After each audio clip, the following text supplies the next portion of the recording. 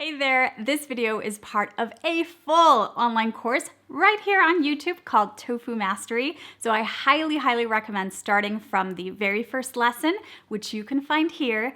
Otherwise, let's get to it.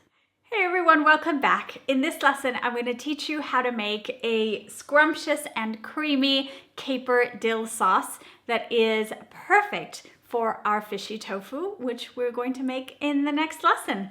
Let's get started.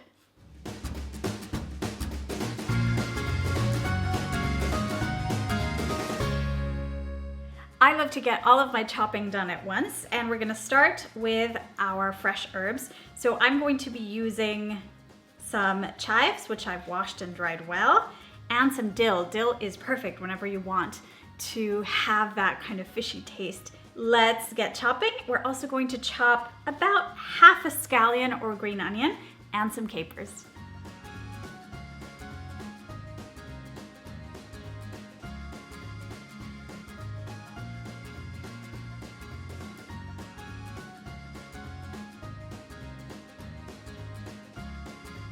We're going to use a blender for the sauce, and if you have one of these small containers for your blender, it's usually the best way to make this because you can make a small amount. If you don't and you see that your machine isn't running because there's not enough in it, just make double the quantity.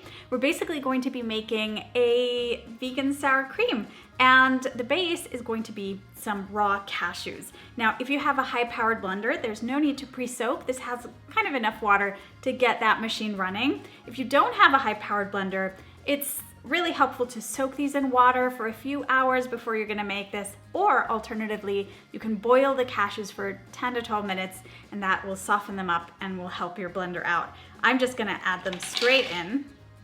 And this is a basic sour cream with a twist, so you could skip the twist and just make sour cream for something else. We're gonna add water. And of course, we need salt. Sour cream has that salt component that is so important. Traditionally, I would use a little bit more of just making sour cream, but because we'll be using those capers, you have to balance that out because capers are really salty. We need acidity, of course. I usually add half a lemon. And here comes the twist. That green onion we chopped goes right in here. It's gonna give it a nice pop of flavor that really plays well with the other ingredients. And it's gonna give it a light green tint that I love. Let's turn this on. We want it to get as creamy as we can get it.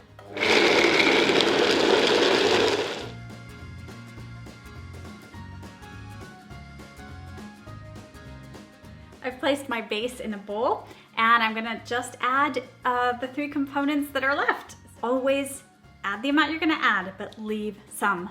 Reserve some for the topping, for the presentation, for adding to another dish later on. That way you always have some on hand. We're gonna add lots of that dill, our chives, and our capers. Let's mix everything together.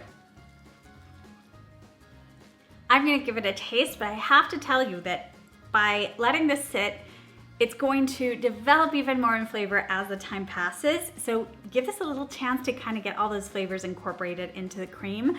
And that just means that when I'm making this as a topping for my fishy tofu, I make this first, and then I get started with the tofu. That gives it enough time.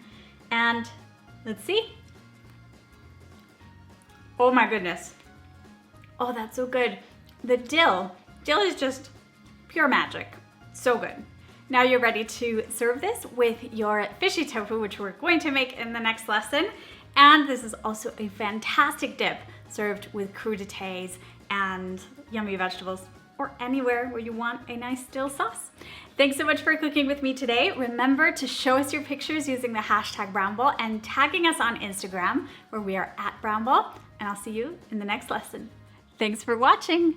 Our recipe for fishy tofu in the air fryer is coming up next in the course. You'll love this one, and you can make it in the oven too if you don't have an air fryer.